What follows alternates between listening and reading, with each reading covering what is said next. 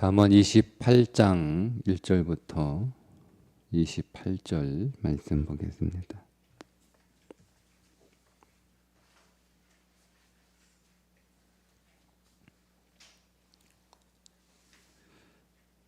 악인은 쫓아오는 자가 없어도 도망하나 의인은 사자같이 담대하니라. 나라는 죄가 있으면 주관자가 많아져도 명철과 지식 있는 사람으로 말미암아 장구하게 되느니라. 가난한 자를 학대하는 가난한 자는 곡식을 남기지 아니하는 포구 같으니라. 율법을 버린 자는 악인을 칭찬하나 율법을 지키는 자는 악인을 대적하느니라. 악인은 정의를 깨닫지 못하나 여호와를 찾는 자는 모든 것을 깨닫느니라. 가난하여도 성실하게 행하는 자는 부유하면서 굽게 행하는 자보다 나으니라. 율법을 지키는 자는 지혜로운 아들이요 음식을 탐하는 자와 사귀는 자는 아비를 욕되게 하는 자니라. 중한 별리로 자기 재산을 드리는 것은 가난한 사람을 불쌍히 여기는 자를 위해 그 재산을 저축하는 것이니라. 사람이 귀를 돌려 율법을 듣지 아니하면 그의 기도도 가증하니라.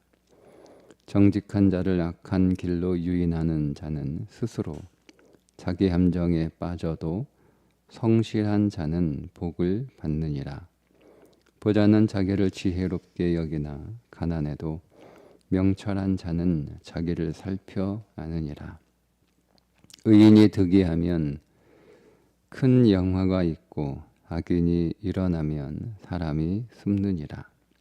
자기의 죄를 숨기는 자는 형통하지 못하나 죄를 자복하고 버리는 자는 불쌍히 여김을 받으리라. 항상 경외하는 자는 복되거니와 마음을 완악하게 하는 자는 재앙에 빠지리라. 가난한 백성을 압제하는 악한 관원은 부르짖는 사자와 주린곰 같으니라. 무지한 치리자는 포악을 크게 행하거니와 탐욕을 미워하는 자는 장수하리라. 사람의 피를 흘린 자는 함정으로 달려갈 것이니 그를 막지 말지니라. 성실하게 행하는 자는 구원을 받을 것이나 굽은 길로 행하는 자는 곧 넘어지리라. 자기의 토지를 경작하는 자는 먹을 것이 많으려니와 방탕을 따르는 자는 궁핍함이 많으리라. 충성된 자는 복이 많아도 속히 부하고자 하는 자는 형벌을 면하지 못하리라. 사람의 낯을 보아 주는 것이 좋지 못하고 한 조각 떡으로 말미암아 사람이 범법하는 것도 그러하니라. 악한 눈이 있는 자는 재물을 얻기에만 급하고 빈궁이 자기에게로 임할 줄은 알지 못하느니라. 사람을 경책하는 자는 혀로 아첨하는 자보다 나중에 더욱 사랑을 받느니라. 부모의 물건을 도둑질하고서도 죄가 아니라 하는 자는 멸망받게 하는 자의 동류니라. 욕심이 많은 자는 다툼을 일으키나 여호와를 의지하는 자는 풍족하게 되느니라. 자기의 마음을 믿는 자는 미련한 자요 지혜롭게 행하는 자는 구원을 얻을 자니라. 가난한 자를 구제하는 자는 궁핍하지 아니하려니와 못 본 채 하는 자에게는 저주가 크리라. 악인이 일어나면 사람이 숨고 그가 멸망하면 의인이 많아지느니라. 아멘. 자, 오늘 말씀은 계속 악인과 의인을 비교하면서 반복해서 말씀하고 있는 내용들로 구성되어 있습니다. 한 절씩 보겠습니다.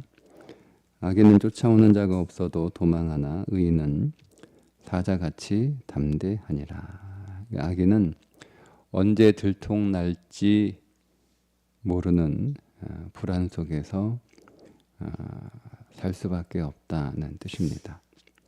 2절 나라는 죄가 있으면 주관자가 많아져도 명철과 지식이 있는 사람으로 말미암아 장구하게 되느니라. 나라가 죄가 많으면 망한다는 뜻이고요. 그 정권이 계속 바뀐다 그런 의미인데 이 말을 또 우리 개인적인 삶에 적용하면 죄가 많으면 자기가 그 삶을 주도하며 이끌어가는 인생이 아니고 이런저런 일로 인하여 끌려다니는 그런 인생을 살 수밖에 없다. 그런 의미가 되겠습니다. 3절 가난한 자를 학대하는 가난한 자는 곡식을 남기지 아니하는 포구 같으니라. 쉽게 설명하면 가난한 자가 완장을 차면 가난한 사람을 착취한다는 말씀입니다. 4절부터는 하나님에 대한 태도에 관한 말씀인데요.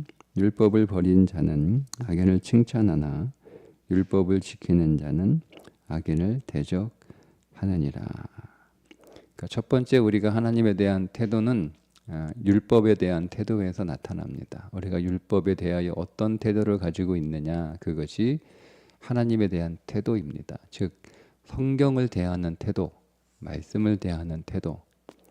그러니까 일단 우리가 초등학교 수준에서 성경책을 대하는 태도가 하나님을 대하는 태도이고, 그 안에 기록된 말씀을 대하는 태도가 하나님을 대한 태도입니다. 우리는 보이는 하나님에 대한 태도는 대개 다 관대합니다. 우리가 하나님에 대해서 좋게 생각한다. 우리가 하나님을 잘 믿고 있다. 우리가 하나님에 대해서 긍정적이다. 이런 생각을 대부분 다 갖습니다. 그런데 성경을 내가 어떻게 대하고 있느냐를 보면 내가 하나님을 대하는 태도가 그대로 나타납니다. 그러니 보이지 않는 하나님에 대한 태도에 대해서 너무 긍정적인 마음을 갖기보다는 그거는 어떤 기대이겠죠. 내가 성경을 어떻게 대하느냐를 통해서 나는 하나님을 이렇게 대하고 있구나를 보는 것이 더 현명하고 지혜로운 판단이라 할 수 있습니다. 5절 악인은 정의를 깨닫지 못하나 여호와를 찾는 자는 모든 것을 깨닫느니라. 즉 하나님을 경외하는 태도가, 내가 하나님을 얼마나 경외하는가. 경외하는 것은 사실은 앞에 있는 구절과 반복되는 말씀이기도 하고 그거를 다시 한번 더 강조하는 의미이기도 한데, 하나님을 경외하는 태도가 말씀을 대하는 태도이고, 말씀을 대하는 태도가 하나님의 말씀하심으로 믿고 그 하나님의 말씀에 경청하며 그 말씀에 순종하려고 하는 것이 하나님을 경외하는 것입니다. 그것은 계속 여호와를 찾는 거죠. 그러니까 하나님을 계속 부르는 것이 여호와를 찾는 것이 아니고, 우리가 말씀을 경청하고 그 말씀에 순종하려고 하는 것이 하나님을 찾는 것. 그러니까 말씀에 순종하는 삶을 살아가면 하나님을 반드시 만납니다. 우리가 하나님을 아무리 불러도 하나님을 만나는 게 아니고, 하나님의 말씀에 순종하지 않으면서 목이 쉬도록 하나님 불러도 하나님 만날 수 없습니다. 하나님의 말씀에 순종하는 삶을 살면 하나님은 자연스럽게 우리가 만나게 되어 있습니다. 하나님은 당신을 경외하는 자를 찾아오시기 때문에 그렇습니다. 6절 가난하여도 성실하게 행하는 자는 부유하면서 곱게 행하는 자보다 나으니라. 그러니까 부와 상관없이 내가 말씀대로 살면, 진리대로 살면 내가 부자가 되냐 가난하게 되냐 그런 거 따지지 않고, 그거와 상관없이 내가 말씀을 지켜서 부자가 되든 가난한 자가 되든 그거는 하나님의 섭리와 뜻에 달려 있는 것이고, 내게 더 중요한 것은 하나님의 말씀과 그분을 경외하는 것이다. 그렇게 생각하는 것이 지혜라는 겁니다. 7절 율법을 지키는 자는 지혜로운 아들이요 음식을 탐하는 자와 사귀는 자는 아비를 욕되게 하느니라. 그러니까 교회에 대한 태도가 되겠죠. 단순히 여기서 아비는 우리의 육신적 아비만을 가르치지는 않습니다. 그러니까 탐욕하는 자요, 탐하는 자, 율법을 따르지 않고 자기의 욕망을 따르는 자는 하나님과 교회를 욕먹이는 삶을 살아가는 자이다는 말씀입니다.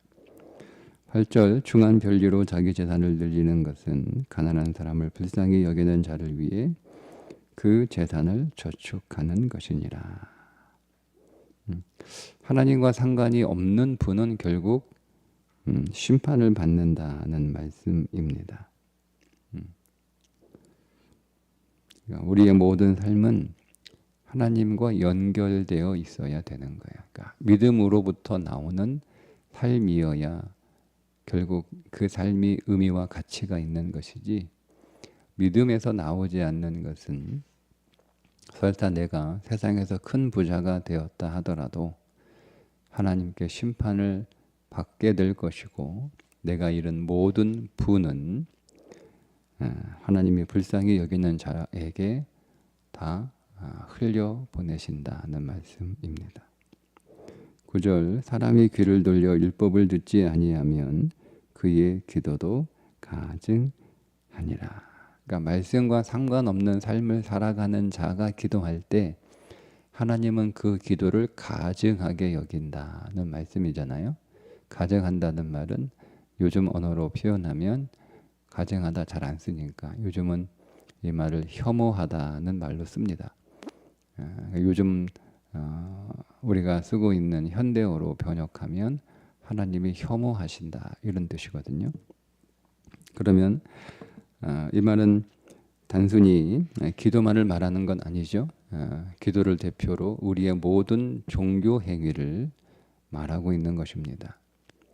따라서 하나님과 상관이 없는 종교 행위, 그거는 교회를 다니고 있지만 우리가 예배하고 기도하고 찬송하고 또 묵상하고 또 사역하고 하는 이 모든 것이 하나님과 상관이 없는 것이 되면 종교 행위가 되는 거예요. 그러니까 믿음의 행위가 아니고, 이것이 종교 행위가 되면 그것을 아무리 열심히 잘해도 하나님은 그것을 혐오스럽게 여긴다는 뜻이죠. 이 굉장히 충격적인 말이잖아요.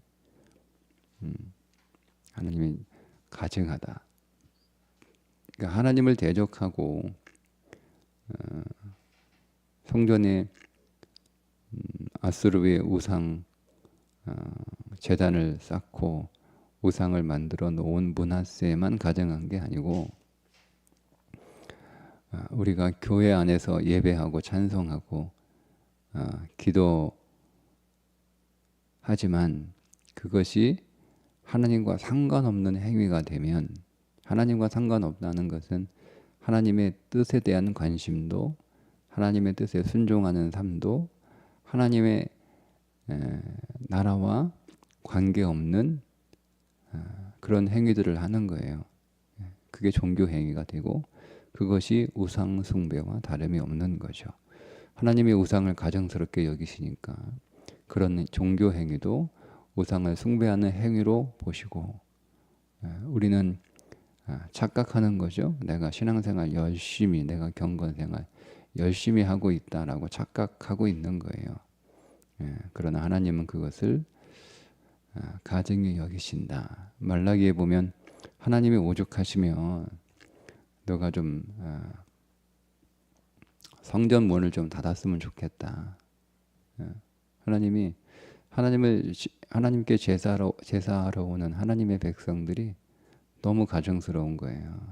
그래서 좀 너가 닫아버렸으면 좋겠다. 안 왔으면 좋겠다. 제발 제사 드리지 마라. 응? 내가 계속 그거 볼 때마다 혐오스럽다. 이렇게 말씀하실 정도였으니까. 여러분, 그렇게 하나님 앞에 제사 드리러 오는 사람들이 하나님을 혐오하기 위해서 그렇게 제사한다라고 생각하는 사람이 한 사람이라도 있었겠어요? 다들 없는 형편에 제사한다, 하나님 예배하러 왔다, 이렇게 생각하고 있지. 반대로 생각하면 여러분 이렇게 생각할 수 있어요. 그들이 온전한 제물을 하나님 앞에 가지고 나와 제사해야 되는데 병든 것, 어? 그런 것들을 가지고 나와서 하나님이 제사한다라고 책망하시는 거잖아요. 자, 제가 이거를 정말 관대하게 생각해서, 우리도 그렇거든요. 우리도 정말 관대하게 생각해서 그 제사를 드리는 입장에서 한번 생각해 봤어요. 그러니까 이렇게 생각할 수 있죠. 정말 없는 형편에 어렵게 마련해서 그거라도 가지고 온 거예요. 하나님 앞에 제사를 드리러 나오는데 그 느헤미야 시대니까 경제적으로 굉장히 어려웠던 시대였거든요. 그러니까 너무 살기가 힘들고 어려운데 하나님 앞에 제사를 드리고 싶어서 그가 가지고 나온 것이 그런 거였어요. 그렇게 생각할 수도 있잖아요. 그죠? 네. 그러면 이거를 우리에게 적용해서 생각하면 내가 하나님 예배할 수 있는 상황이 아니에요. 힘들고 어려운 상황에서 하나님 앞에 최선을 다하여 예배를 드리러 나왔는데 그 예배가 흠이 있는 거예요.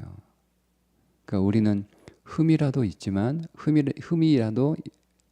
음이 있지만 그래도 예배라도 드리기 위해서 최선을 다했다라고 생각할 수 있잖아요. 그러니까 우리가 그런 예배들을 드릴 때가 있으니까. 근데 하나님은 그 예배를 가증하다 이렇게 말씀하시면 하나님 너무하신 거 아닌가? 하나님 너무하신 거 아닌가? 우리의 사정을 뻔히 다 아시면서 이게 내가 할 수 있는 최선인데 하나님 너무하신 게 아닌가? 그럼 보세요. 우리가 할 수 있는 최선과 하나님의 기준은 다른 거예요. 우리는 최선을 다하는 예배자가 아니고요. 하나님의 기준에 맞추는 예배자가 돼야 되는 거예요. 그러니까 우리는 하나님의 기준에 미달했음에도 불구하고 내가 최선을 다했다라고 오늘 우리의 예배를 자꾸 변명하는 거예요. 하나님 이게 내가 할 수 있는 최선이에요. 내가 할 수 있는 최선이에요. 여러분 이렇게 아니에요, 여러분. 하나님은 하나님이 정하신 기준에 맞는 예배자를 찾으세요. 그게 영과 진리로 예배하는 자예요. 안 그랬으면 하나님은 최선을 다하는 예배자를 찾으신다. 이렇게 말씀을 하셨겠죠. 하나님은 정확하게 기준을 제시해 영과 진리로 예배하는 자를 하나님이 찾으신다. 이렇게 말씀하신 거예요. 그러니까 여러분 이 말씀은 우리가 좀 깊이 묵상해야 될 잠언 중에 하나이기도 합니다.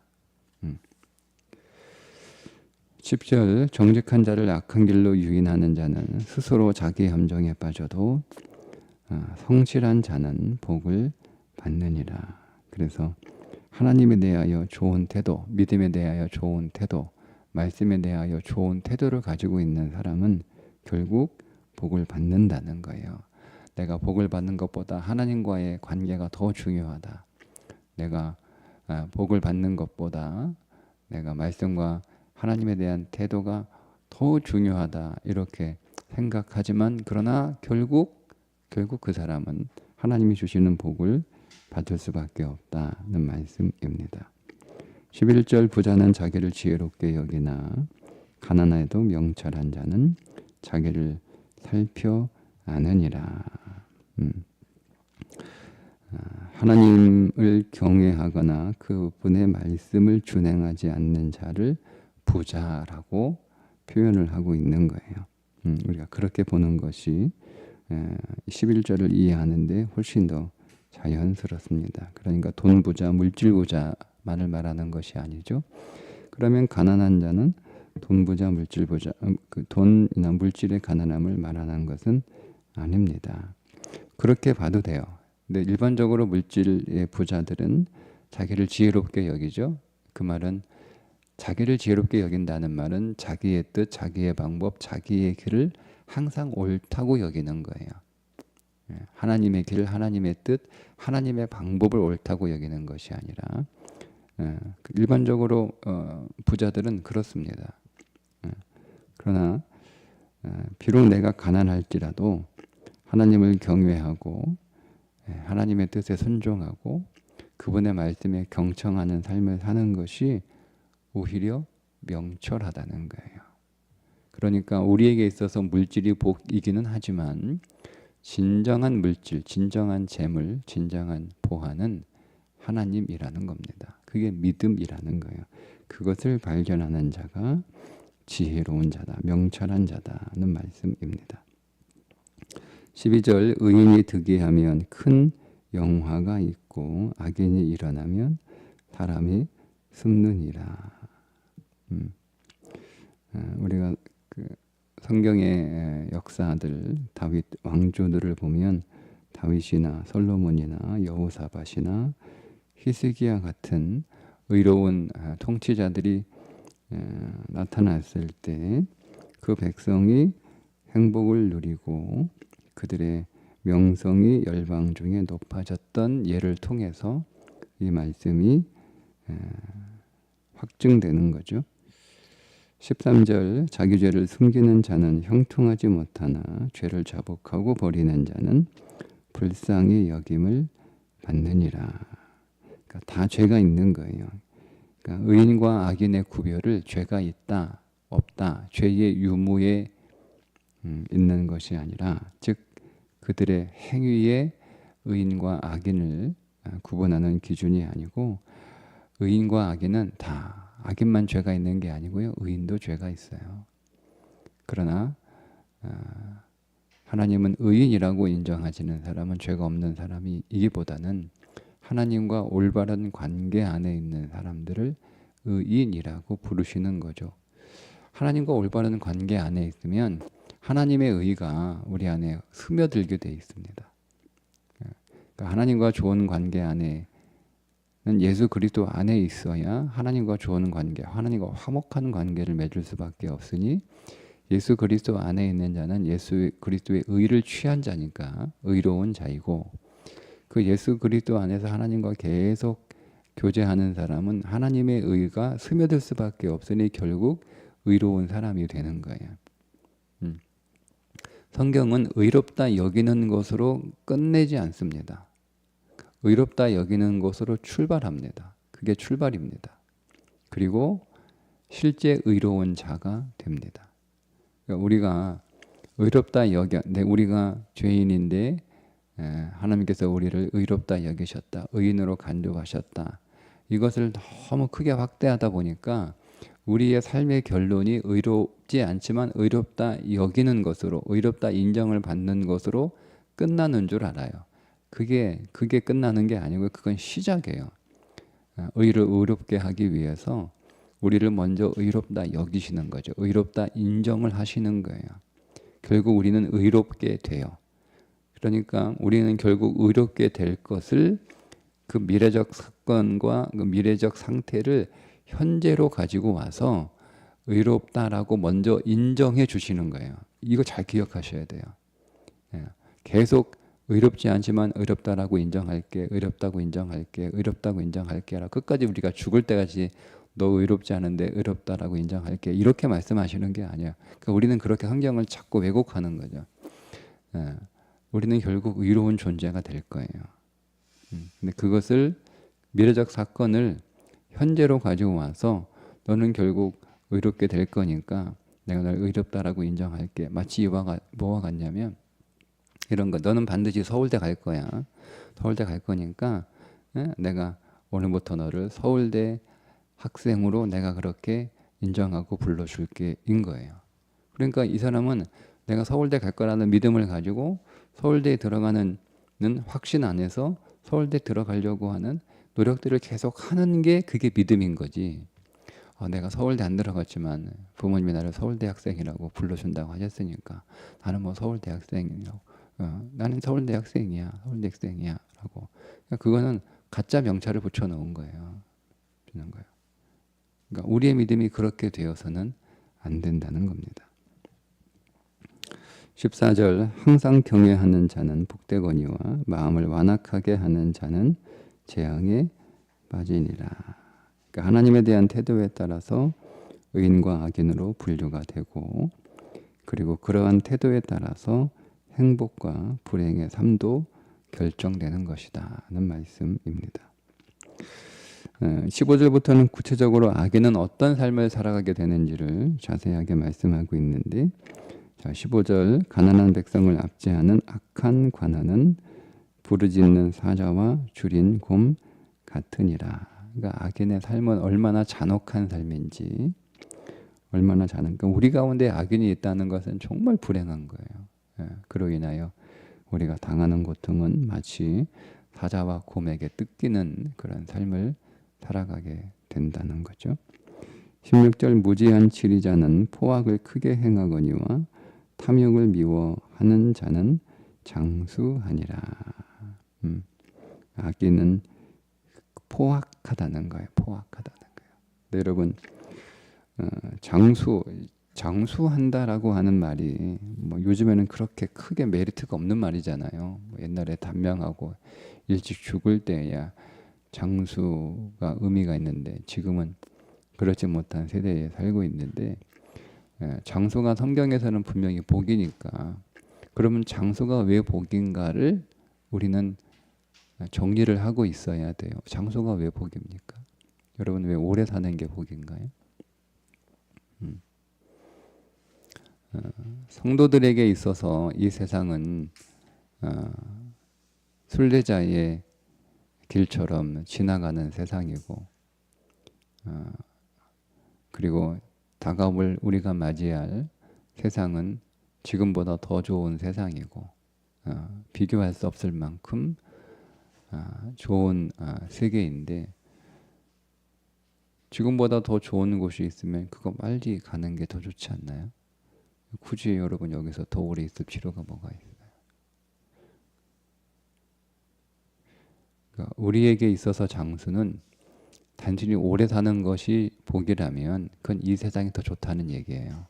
그러니까 그런 의미는 아니거든요. 그러니까 우리에게 있어서 장수는 예수 그리스도의 신부로 준비될 수 있는 시간이 더 많아진 거예요.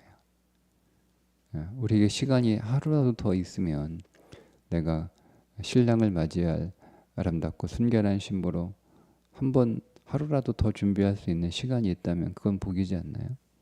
그래서 장수가 우리에게 의미가 있는 거죠. 그러니 우리가 단순히 생명을 늘리는 것에 관심을 갖기보다는 내가 하루라도 더 하나님께서 내게 기회를 주신 것은 그리스도의 아름다운 신부로 더 단장하라고 주신 것이니, 그 신부로 더 조성되는 일에 더 힘쓰는 것, 그것이 지혜입니다. 17절 사람의 피를 흘린 자는 함정으로 달려갈 것이니 그를 막지 말지니라. 그러니까 무죄한 사람을 고의적으로 살인한 자들은 그로 인해 양심의 가책과 죄책에 따른 공포로 평생 불행하게 살거나 살인의 보응으로 결국 자신이 죽게 된다는 말씀입니다. 18절 성실하게 행하는 자는 구원을 받을 것이나 굽은 길로 행하는 자는 곧 넘어지리라. 앞에 있는 말씀과 이어지는 말씀입니다. 현실 가운데서 의인의 고난과 아인의 형통이라는 불합리한 일이 일어나고 있지만, 그러나 그 같은 일은 결코 계속되지 않고 하나님이 정하신 어느 시점에 반드시 의인과 악인에 대한 공의로운 보응이 실현될 것이다는 말씀입니다. 19절 자기의 토지를 경작하는 자는 먹을 것이 많으려니와 방탕을 따르는 자는 궁핍함이 많으리라. 하나님의 명령에 따라서 공동체에 유익을 주는 일에 최선을 다하는 사람은 그로 말미암아 풍성한 유익을 얻지만, 반대로 재물 자체의 목적을 두고 탐욕을 가져 사는 자는 오히려 빈궁하게 될 수밖에 없다는 말씀입니다. 충성된 자는 복이 많아도 속히 부하고자 하는 자는 형벌을 면하지 못하니라. 여기서도 속히 부한다. 빨리 부자가 되고 싶다라는 말은 부자가 되는 것이 목적인 삶입니다. 오히려 부를 추구하다 보면 형벌을 당하게 된다는 말씀이죠. 21절 사람의 낯을 보아주는 것이 좋지 못하고 한 조각 떡으로 말미암아 사람이 범법하는 것도 그러하다. 앞에서 우리가 이미 보았던 말씀, 잘못된 사람에 따라 재판을 이랬다 저랬다 하는 것은 좋지 않다. 22절 악한 눈이 있는 자는 재물을 얻기에만 급하고 빈궁이 자기에게로 임할 줄은 알지 못하느니라.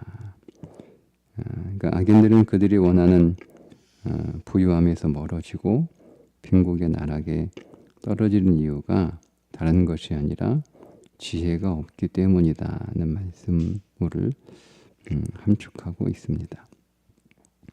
자, 23절 사람을 경책하는 자는 혀로 아첨하는 자보다 나중에 더욱 사랑을 받는다. 우리가 성실하게 친구라면 아프지만 책망할 수 있어야 된다. 그런 책망은 결국 내게 유익하다. 그것이 지혜다 하는 말씀입니다. 부모의 물건을 도둑질하고서도 죄가 아니라 하는 자는 멸망받게 하는 자의 동료니라. 그러니까 부모의 재산은 가만히 있어도 내게 상속되어 내 몫으로 돌아오는 거잖아요. 그러니까 어차피 내 것인데 빨리 달라. 그게 이제 탕자의 비유에서 고스란히 드러나는 거죠.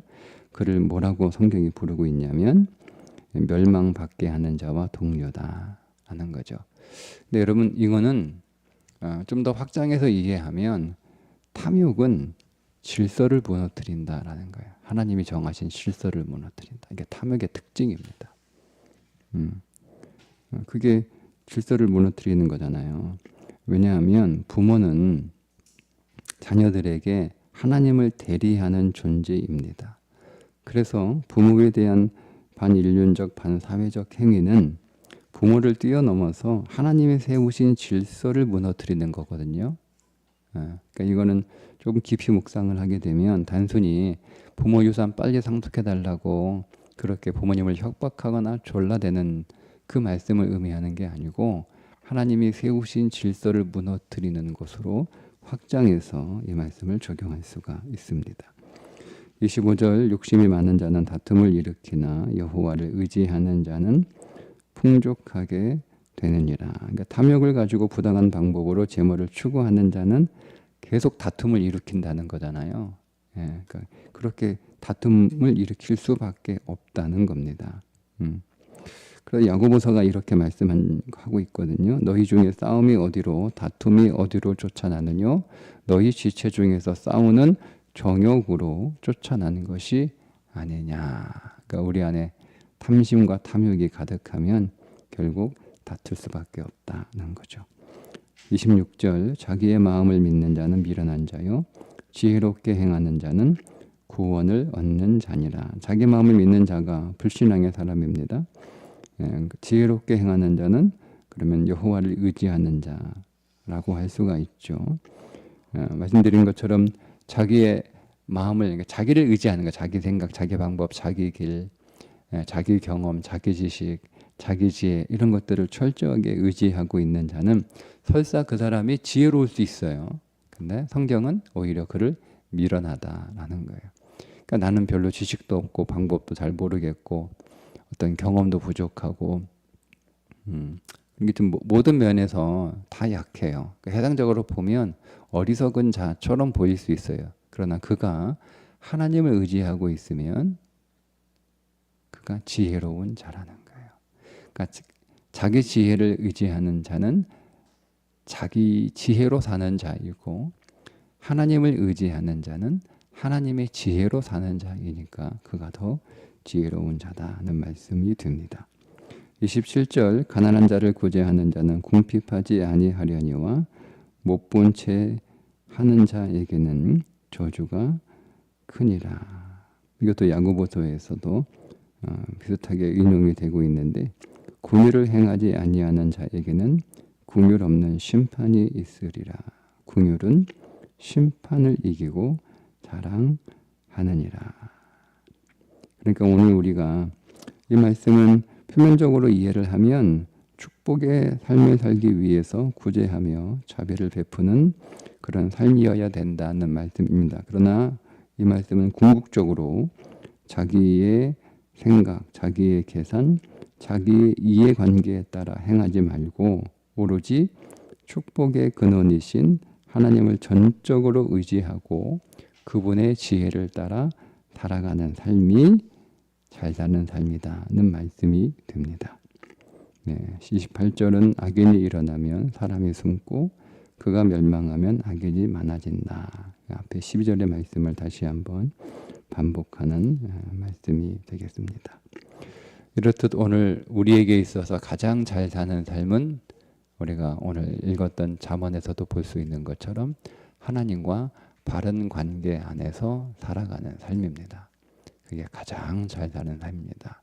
그러니 여러분 우리가 우리의 선행으로 우리가 잘 살고 있다를 판단하는 게 아니라 내가 하나님과 믿음의 관계 안에서 살고 있는 것으로 내가 잘 살고 있다. 나의 형편에 따라 나의 형편을 보고 내가 잘 살고 있다라고 판단하는 것이 아니라 혹 오늘 우리의 형편이 약하다 할지라도 내가 하나님과 믿음의 관계를 두껍게 형성하고 있는 삶을 살아가고 있다면 나는 잘 살고 있다. 하나님과 관계를 오늘 우리의 인생의 성공으로 볼 수 있는 그런 믿음과 지혜가 더욱 우리 안에 있기를 주님의 이름으로 축복합니다. 기도하겠습니다. 하나님 아버지, 오늘도 주님과 믿음의 관계 안에서 더 주님을 알고 더 주님을 경험할 뿐만 아니라 저 주님을 경외하는 자로 더 주님의 말씀에 순종하는 자로 그 말씀을 지켜 행하는 자로 살게 해 주셔서 오늘 우리의 온 관심이 하나님과의 관계 안에 하나님을 대하는 태도 안에 있게 하여 주옵소서. 예수님의 이름으로 기도합니다. 아멘.